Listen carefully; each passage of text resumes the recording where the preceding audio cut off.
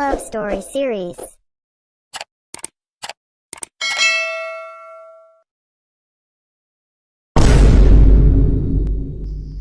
Lumaki si Kiel na lagi nakabuntot kay Trisha. Lahat ng gusto nito ay sinusunod niya, hindi lamang dahil sa tumatanaw siya ng utang na loob dito sapagkat minsan siya nitong iniligtas sa bingit ng panganib nang sila ay mga bata pa, kundi dahil sa lihim niyang pagtingin para sa dalaga. Ngunit ang puso ni Trisha ay nakatali lamang sa iisang lalaki na lubos nitong hinahangaan mula pa noon.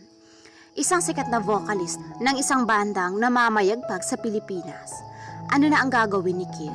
Patuloy ba siyang aasa at susunod sa lahat ng gusto ni Trisha gayong nasasaktan na siya?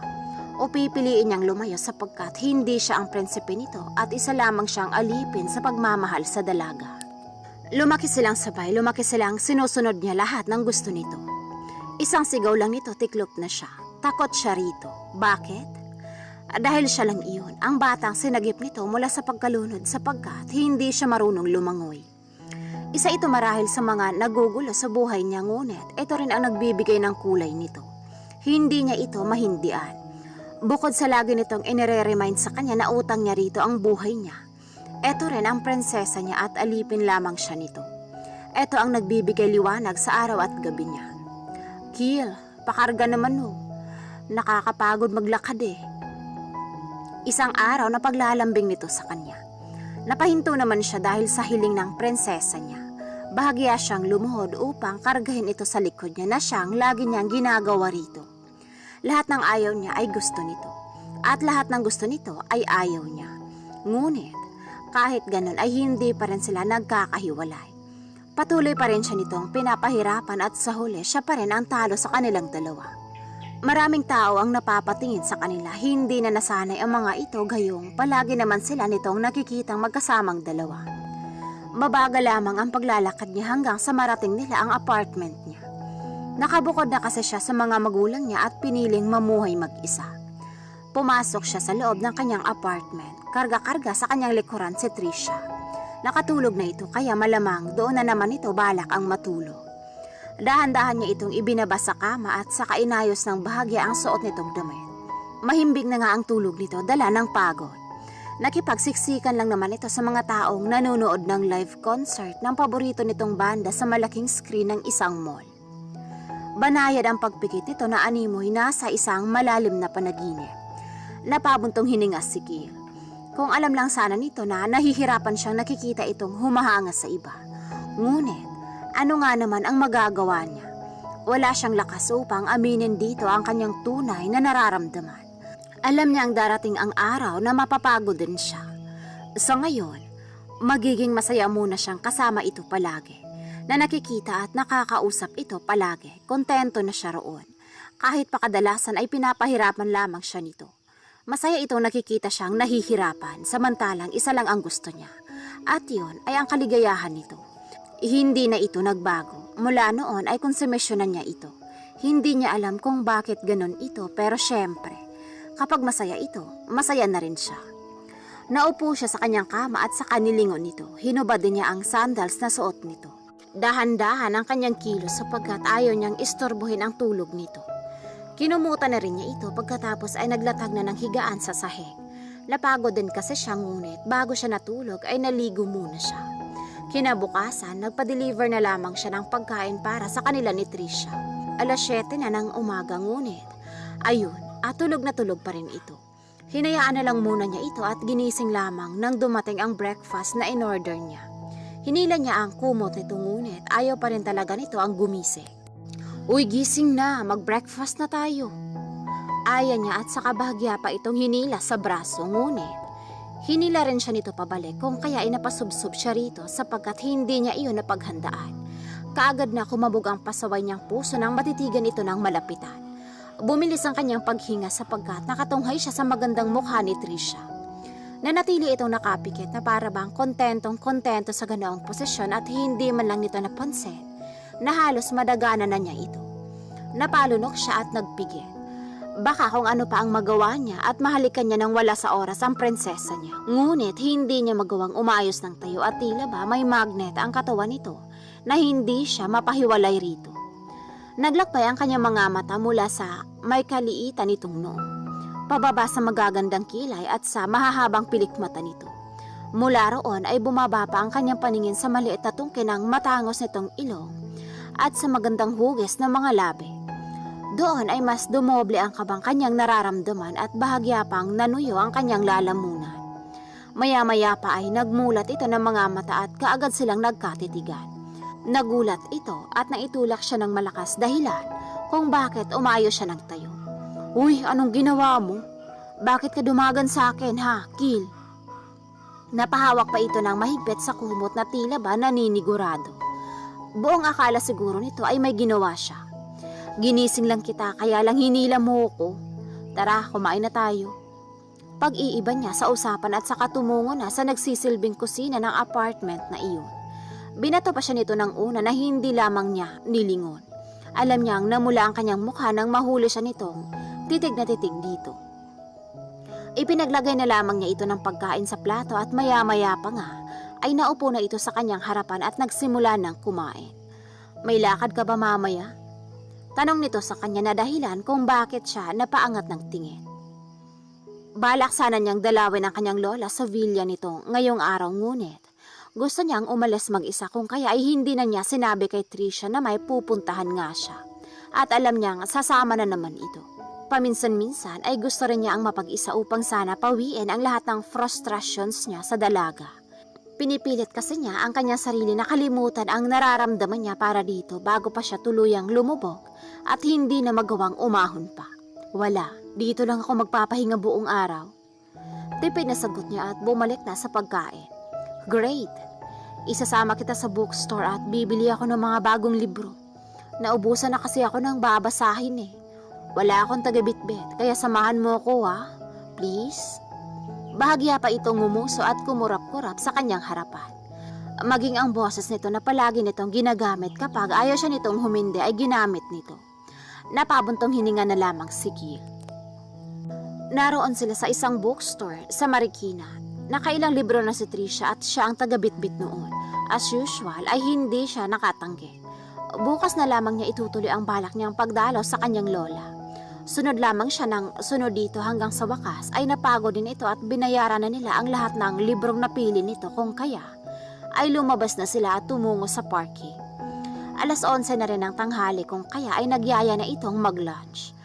Pumasok sila sa isang fast food restaurant at doon na lamang kumain ng lunch. Hanggang sa binuksan nito ang topic about adventures. Hindi siya mahilig sa adventure pero gustong-gusto nito. Niyayaya kasi siya nito na umakyat sa isang popular na bundok sa Visayas. Ilang beses man siyang tumanggi pero ayokong sumama. Tipid na sagot niya na nagpatuloy sa pagkain. "Sige na, sumama ka na." May paglalambing sa boses nitong Aya. "Marami pa akong gagawin." "Gil, naalala mo? Nang mga bata pa tayo? Sa ilog." Pagpapaalala nito sa kanya ng kanyang mapait na nakaraan, natigilan siya. Lagi naman itong ganun eh. Ipapaalala nito sa kanya ang lahat ng nakaraan nila kapag may gusto ito na ayaw niya. Napabuntong hininga siya. "Oo na, sasamahan na kita." Bakit ba palagi na lang nitong ginagamit ang boses nitong malaanghel? Pero ano pa nga ba ang magagawa niya at napapayag na siya nito? Kung hindi lamang niya ito mahal ay matitiisanan niya ito. Ang kaso, nag-uumapaw ang pagmamahal na nararamdaman niya para dito. Dumating ang araw ng hiking nila. Kasama kasi nito ang ilan sa mga kabarkada nito ng college kung saan mahilig din sa adventure. As usual, si Kill ang taga-bitbit ng mga gamit nito. Habang ito ay patalon-talon sa tuwa sapagkat natupad ang pinapangarap nitong adventure. Mabilis siyang mapagod pero okay lang. Prinsesa niya ito kaya kailangan niya itong pagsilbihan. Perhaps, hindi niya ito maaaring pabayaan at baka kung ano pa ang mangyari dito kapag umalis itong hindi siya kasama. Abot langit ang tuwa nito ng pag-usapan ng ilan sa mga babaeng kasama nila sa hiking ang tungkol sa nalalapit na concert ng isang sikat na banda sa Pilipinas kung saan napabilang ang taong siyang hinahangaan ni Trisha. Tahimik lamang na nakikinig si Kill sa usapan ng mga ito at nilagyan pa ng jacket ang magkabilang balikat ni Trisha. Kilig na kilig ito tuwing napag-usapan ang lalaking iyon, si Jansen. Gabi na at nagkukwentuhan lamang sila sa labas ng kani-kanilang mga tent. 12 silang lahat at ang bawat dalawang pares ay may tig-iisang tent. Sanay naman ang magkasamang natutulog sila Trisha at Kiel kung kaya ay ayos lang para sa kanila na magkasama sa iisang tent. Mas matatakot siguro si Kiel kung sa ibang tent matutulog si Trisha. Mas safe kasi ito kapag siya ang kasama nito. Nagpatuloy lamang sa usapan ang mga kababaihan habang lumalagok naman ang tig-iisang lata ng alak ang mga kalalakihan. Hindi nakasama si Kiel doon sapagkat hindi naman siya umiinom. Katabi niya si Trisha hanggang sa humilig ito sa kanyang balikat. Malamig ang paligid at nayakap na lamang ni Kiel ang kanyang sarili. Nasa magkabilang balikat kasi ni Trisha ang jacket niya kung kaya ay nilalamig siya. Hindi bali ang magtitiis siya sa lamig, huwag lamang ang prinsesa niya. Maya-maya pa ay natapos na ang usapan. Nagkanya-kanya na ang lahat. Naiwang nakaupo si Trisha at Kiel sa damuhan habang nakatingala sa kalangitan. Maraming magagandang bituin ang nagkikislapan doon na parabang nagsasayawan. Nanatiling nakahilig si Trisha sa balikat ni Kiel pag kuwa'y nagsalita. Sobrang ganda no? Balang araw, maaabot ko rin yan. Pabulong na wika nito at bahagya pang itinuro ang isang malaki at makinang na bituin. Alam ni Kiel kung sino ang tinutukoy nito na makinang na bituin. Si Jansen. Bahagyang kumirot ang kanyang puso pagkuway na pabaling ang kanyang tingin sa kadiliman ng gabi. Bahagyang bumigat ang kanyang paghinga ngunit pilit niyang pinakalma ang sarili. Parang hindi pa siya sanay na halos sambahin ni Trisha ang litrato ni Jansen. Hindi man ito nakikita sa personal, ang binata ay nasasaktan siya sa matinding selos na nararamdaman. Siya iyong palaging nasa tabi nito ngunit iba ang hinahanap-hanap nito. Kiel? Tawag nito sa kanyang pangalan at bahagyang umayos ng upo. Napalingon naman siya rito at naaaninag ang mukha nito sa liwanag ng buwan. Natatakot siya. Habang tumatagal ay mas tumitindi ang pagmamahal niya para dito. May problema ka ba? Bakit ang tahimik mo? Kunot na ang tanong nito kung kaya ay umiling siya. Wala, napagod lang ako sa paglalakad. Mauna na ako matulog. Iyon lang at tumayo na siya at pumasok sa tent nilang dalawa. Napapikit siya ng mariin ang tuluyang makapasok sa loob. Kung may mas lalala pa sa nararamdaman niya ngayon, ay siguradong hindi na niya kakayanin. Habang buhay na lang siguro niyang itatago sa loob niya ang lihim na pagmamahal para kay Trisha. Iyon na ang pilit niyang itinatak sa kanyang isip ngunit nasasaktan pa rin siya. Maya-maya pa ay nahiga na siya at nagkumot. Humarap siya sa kabilang side ng tent kung saan hindi niya makikita ang pagpasok ni Trisha. Ilang saglit pa nga at pumasok na ito sa loob at nagkunwari na lamang siyang tulog hanggang sa marinig niyang bumulong ito. Malapit na kitang makita at kapag nakita kita, gagawin ko ang lahat, mapansin mo lang. Ang gwapo mo talaga, Jansen. Iyon ang eksakto mga salitang binitawan nito na tiyak niyang hawak na naman ang litrato ni Jansen. Napahigpit ang hawak niya sa kumot at pinilit ang sariling makatulog. Hanggang sa araw na umuwi na sila ngunit sa apartment pa rin niya dumiretso si Trisha. Nagpumilit itong matulog sa kwarto niya ngunit aayaw pa sana siya. Pero kilan ba siya nanalo rito? Tahimik siya naglatag ng higaan sa sahig katabi lamang ng kama. Kiel ang ilaw. Lambing nito sapagkat hindi ito nakakatulog na may ilaw. Samantalang siya hindi nakakatulog ng walang ilaw. Magdudusa na naman ako sa gabing to. Sa isip niya. Nang gabing iyon ay muli niyang natitigan ang mukha ni Trisha nang ito ay nakatulog na. He saw her beautiful face, her very innocent face. Tahimik na natutulog, silently telling him that he's under her spell, that he is so in love with her, na dahilan kung bakit hindi niya ito kayang hindian. Pero kagaya nga ng sabi niya, prinsesa ito, alipin lamang siya.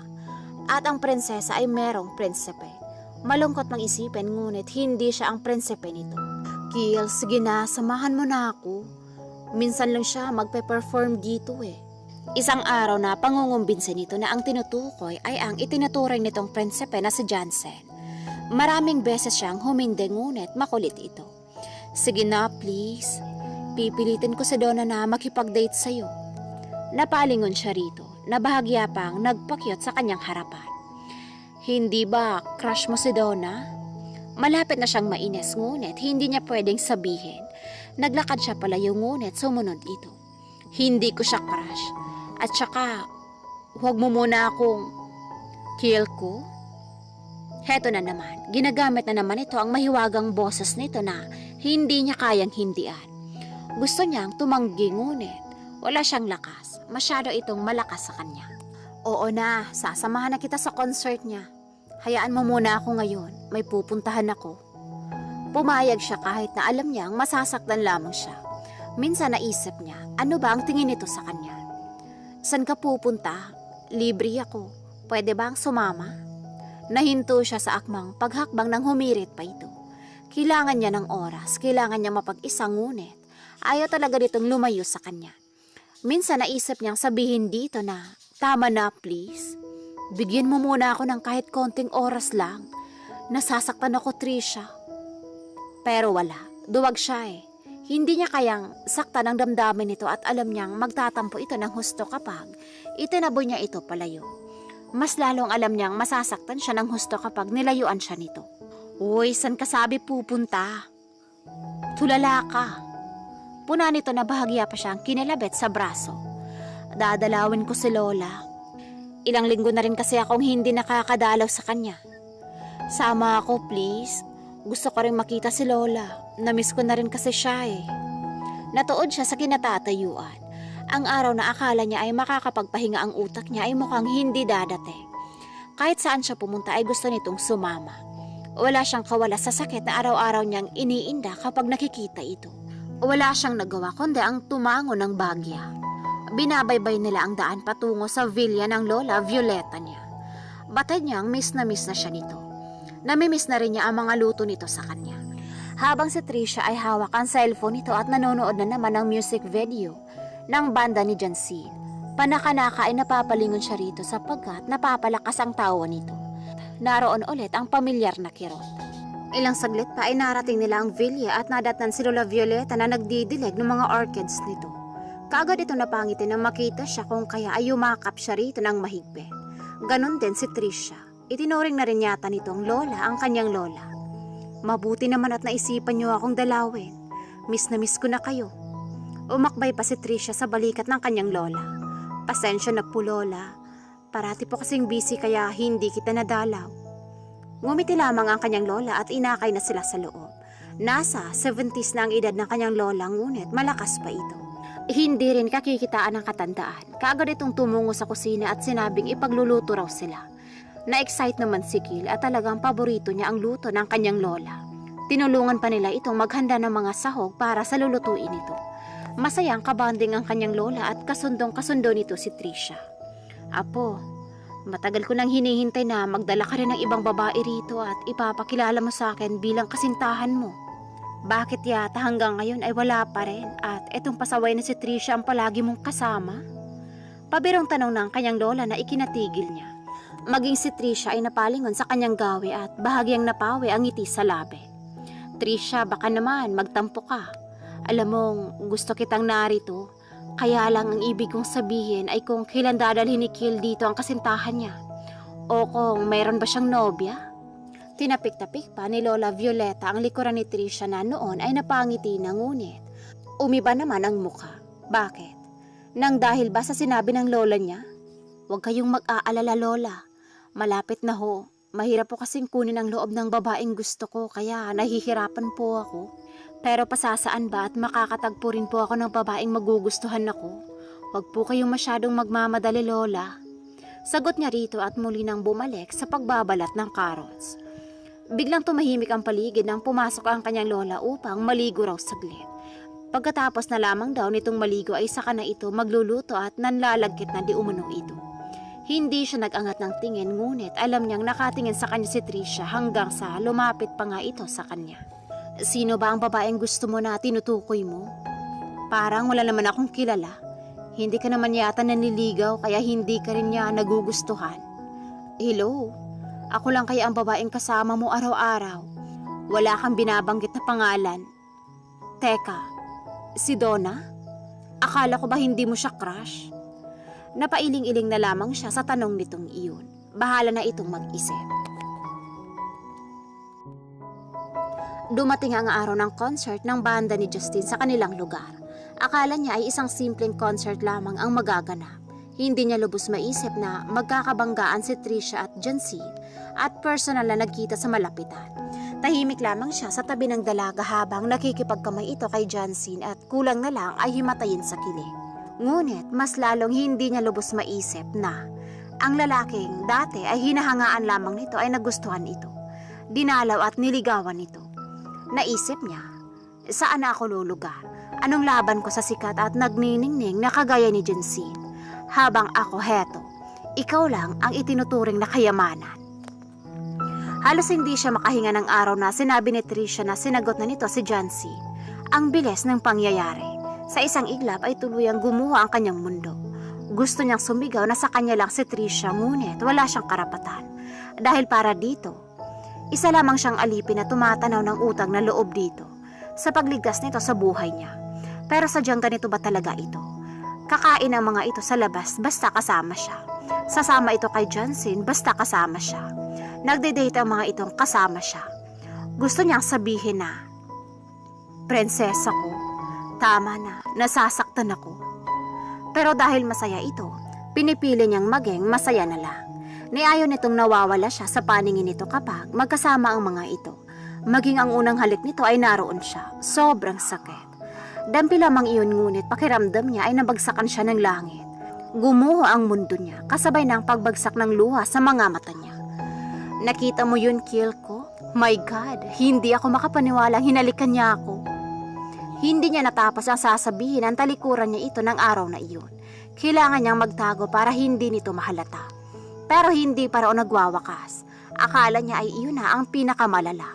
Nagbakasyon ito sa bahay ng boyfriend nito na kasama ako. Kinailangan itong gumising ng hating gabi para lang lumipat sa salang kinahihigaan niya. Hindi ito sanay matulog mag-isa. Wala lang ba talaga ako sa'yo? Hanggang kailan ako ganito? Hanggang kailan ka ganito? Hanggang kailan ako magtitiis sa matinding selos? Hindi niya namalayan at tuluyan na siyang napagod. Kailangan niya nang magbago para sa sarili niya at para na rin kay Trisha.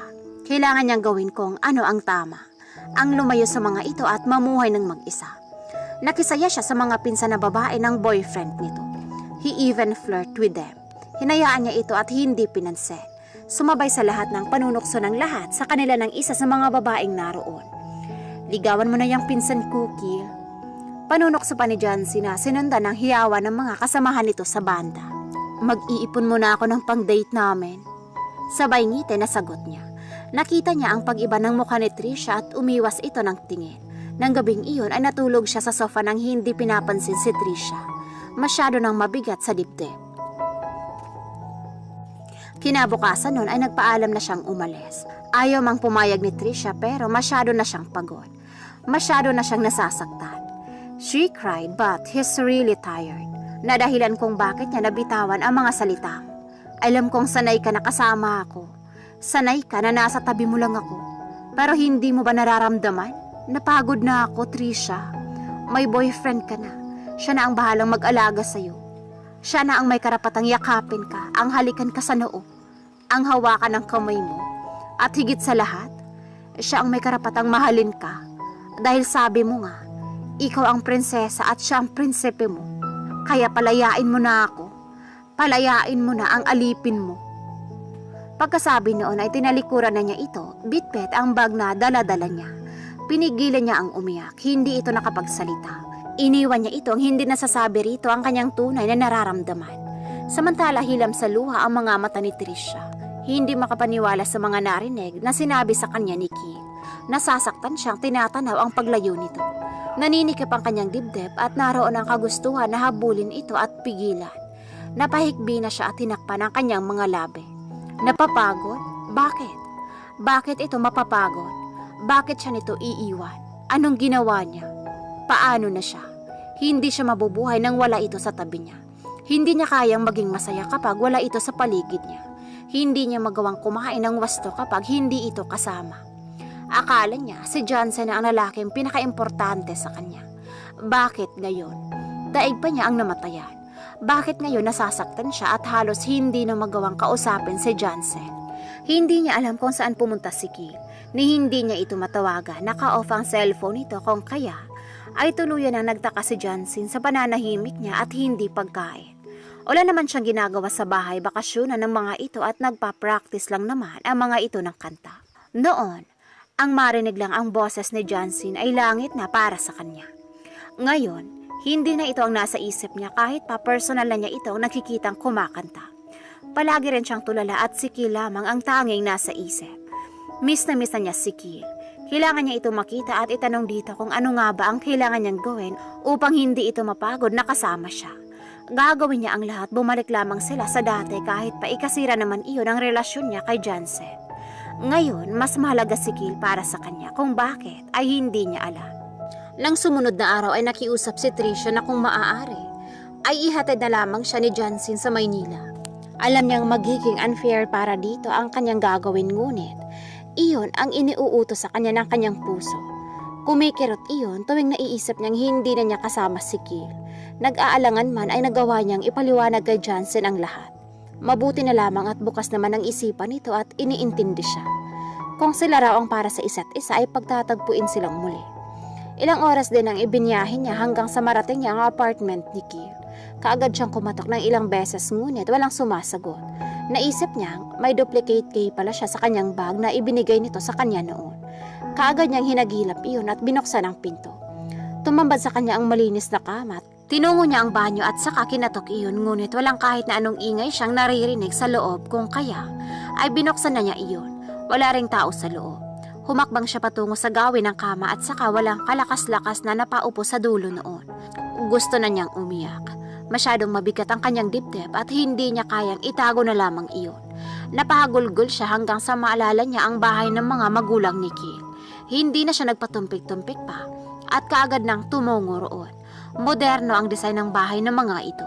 Malaki rin iyon at may ilang sasakyan na nakaparada sa malawak na garahe.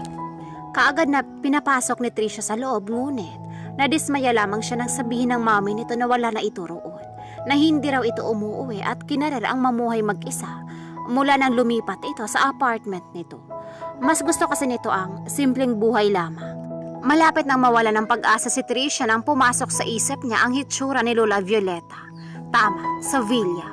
Posible ang naroon si Kiel. Nagpaalam na siya sa mami nito at humalik pa sa pisngi nito. Hindi siya mapakali habang lula ng kanyang sasakyan. Saglit kasi muna siyang umuwi upang kunin ang kanyang sasakyan nang sa ganon ay mapadali ang kanyang paghahanap kay Kiel. Narating niya ang villa at kaagad na bumaba ng kanyang sasakyan. Pumasok siya sa loob at natanaw si Lola Violeta na nagbubunot ng konting damo sa hardin sa harapan lamang ng villa. Akma na sana siyang lalapit nang may babaeng lumapit dito at inabutan ito ng isang baso ng juice na kaagad naman itong tinanggap. Natigil siya sa kinatatayuan sapagkat hindi pamilyar sa kanya ang mukha ng babae. Maganda ito, blondie ang buhok na may kahabaan. Sobrang puti rin ito at nagtataglay ng napakaamong mukha. Hindi niya marinig ang pinag-uusapan ng mga ito hanggang sa nakita niya ang lalaking ilang araw na niyang pinangungulilaan. Hindi niya alam kung bakit biglang sumikdo ang kanyang dibdib nang makita ito na para bang gustong-gusto niya itong sugurin ng yakap. Ngunit nakita niyang inakbayan nito ang babae at may kung anong sinabi rito na dahilan kung bakit natawa si Lola Violeta at ang babaeng iyon. Nalaglag ang kanyang balikat nang makitang masaya ito gayong hindi siya nito kasama. At ang mas malaki pang katanungan ay kung sino ang babaeng inaakbayan nito. Alam niya kung ano ang nararamdaman niya. Iyon ang palagi niyang nararamdaman tuwing nai-imagine niyang may girlfriend na ito. Tuwing naiisip niyang makikilala na nito ang babaeng mamahalin nito. Ayaw man niyang aminin, ngunit alam niya sa loob niya na nagseselo siya. Gusto niyang humagulgol ng iyak, ngunit hindi niya magawa. Naalala niya ang huling sinabi ni Kiel sa Lola Violeta nito. Nadadalhin nito ang babaeng magmamahal at tatanggap dito doon sa villa upang ipakilala kay Lola Violeta. Kaagad na pumasok sa kanyang isip na baka ang babaeng iyon na ang tinutukoy nito. Pero bakit ganun? Hindi niya kilala ang babae gayong araw-araw silang magkasama. At bakit ganun lamang kadali para kay Kiel ang kalimutan siya samantalang siya ay para nang mababaliw kakaisip dito. Humakbang siya paatras at baka makita pa siya ng mga ito. Ayaw niyang makita ni Kiel na nangingilid na ang kanyang mga luha sa simpleng tagpo lamang na iyon. Ayaw niyang magdahilan. Tricia? Boses iyon ni Lola Violeta na siyang nagpahinto sa kanya. Mabilis niyang pinunasan ang kanyang mga luha at dahan-dahang lumingon. Nasa harap na niya si Lola Violeta ngunit hindi si Kiel. Naroon lamang ito sa kaninang kinatatayuan ng abuela at kasama pa rin ito ang babaeng iyon. Napalunok si Tricia at lihim na nagdasal na sana hindi napansin ni Lola Violeta ang namumula niyang mga mata. Nakong bata ka, kanina ka pa ba riyan? Bakit hindi ka tumuloy? Sabay hawak na matanda sa kanyang kamay na bahagyang nanlalamig. Pasensya na po kayo, Lola.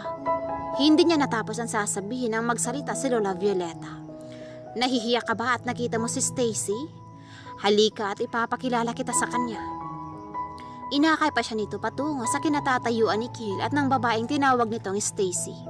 Noon niya natitigan sa malapitan ng babae. Maamo nga ang mukha nito ngunit halatang mas matanda sa kanila ni Kiel. Ngumiti ito sa kanya kung kaya ay napatingin siya sa gawin ni Kiel. Umiwas ito ng tingin at humakbang na papasok ng bahay. Stacy, eto ang ikinuwento sa iyo ng pinsan mong matalik niyang kaibigan at tanging babaeng dinadala niya rito, si Tricia. Tricia, si Stacy, isa rin sa mga apo ko at pinsan ni Kiel. Sa narinig na iyon ay parang napahiya sa sarili si Tricia. Nabunutan din ng tinik ang kanyang dibdib. Parang bigla siyang nakahinga ng maluwag kung kaya ay nagawa niya ang matawa na parang baliw. Nagawa pa niya yakapin si Stacy at tumakbo papasok sa bahay kung saan pumasok si Kiel. Batid niya nagtataka ang dalawang babaeng iniwan niya sa labas ngunit nais lamang niyang makausap si Kiel sa ngayon. Hinagilap niya ito sa sala ngunit wala ito roon. Natuntun lamang niya ito sa likod bahay kung saan naroon ang iba't ibang uri ng gulay na itinanim ni Lola Violeta. Nakatingin lamang ito sa malayo at para bang malalim ang iniisip. Inilanghakbang niya ang direksyon nito at saka yumakap dito mula sa likuran. Bahagya naman itong nagulat at mas nagulat siya nang kinalas nito ang kanyang mga kamay na nakayapos rito. Kiel, galit ka ba sa akin? Malambing ang kanyang boses at sinadya iyon nang sa ganun ay lumambot naman ito ng bahagya. Nasabi ko na sa iyo, diba? Kailangan ko ng kahit konting oras para makapag-isip. Bakit? Bakit kailangan mo mag-isip? Kel, okay naman tayo dati ah. Hindi ko maintindihan kung bakit kailangan mo mapagod. Bakit? Anong dahilan at napagod ka sa akin? Sabihin mo at handa kong iwasan ang mga bagay na. Iwasan? Imposible. Napailing-iling pa ito at bahagyang tumaas ang boses na dahilan kung bakit bahagya siyang napaurong. Anong imposible? Kiel, walang imposible. Kakayanin kong iwasan basta sabihin mo lang sa akin kung ano yun. Please, ayokong ganito tayo. Hindi ako sanay. Huwag mo naman akong itaboy palayo, please. Noon ay hindi na niya napigilan pa ang kanyang emosyon. Iyon naman talaga ang gusto niya, ang makausap ito ukol sa bagay na siyang dahilan kung bakit napagod ito.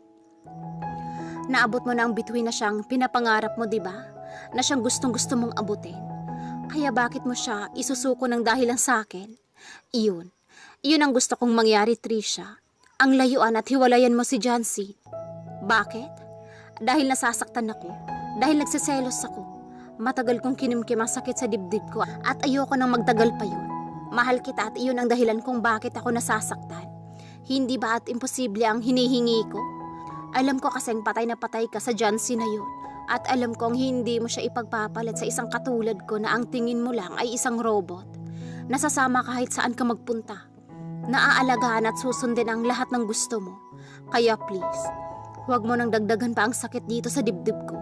Tanggap ko na, Tricia. Tanggap ko na si Jancy ng lalaking para sa'yo. Hindi nito nagawang tapusin ang anumang sinasabi nang bigla na lamang siyang tumingkayad at hinalikan ito sa mga labi. Inilingkis niya ang kanyang mga kamay sa batok nito upang hindi na ito makawala pa. Batid niya, nagulat ito sa kanyang ginawa at ganon din naman siya. At sa ginawa niyang iyon ay napagtanto niyang tama ang hinala niya. Na mahal niya si Kiel. Eto lang, wala nang iba. Maya-maya pa ay ginantihan ng binata ang kanyang halik. Mas lumalim pa iyon hanggang sa makarinig sila ng mahinang palakpakan na siyang nagpatigil sa kanilang dalawa. Naroon na pala at nakatungay sa kanila si Lola Violeta at si Stacy. Kapwa nakangiti ang mga ito. Hindi ba't sinabi ko na sa iyo, Apo, na walang ibang babaeng nakalaan para sa iyo kundi si Tricia lang? Sapagkat kagaya mo, ay wala rin ibang babaeng dinala rito sa villa ang namayapa mong lolo bukod sa akin. At kami rin ang nagkatuluyan, kaya sigurado akong si Tricia rin ang nakatadhana para sa iyo. Mahaba ang pahayag ni Lola Violeta na sinundan ng tukso ni Stacy. Muli silang nagkatinginan at nag-usap ang kanilang mga mata. Mahal kita. Hindi niya ulit ito pinatapos at nagsalita. Mahal din kita. Ayoko mapunta ka sa iba at natatakot ako. Kaya please, sa akin ka na lang dapat, Kel. At sa'yo lang ako. Sa puntong iyon ay muling naglapat ang kanilang mga labi. Kapwa masaya sa mga nangyaring aminan. Wala na ang kakaibang bigat sa dibdib at napalitan iyon ang saya na dulot ng pag-ibig.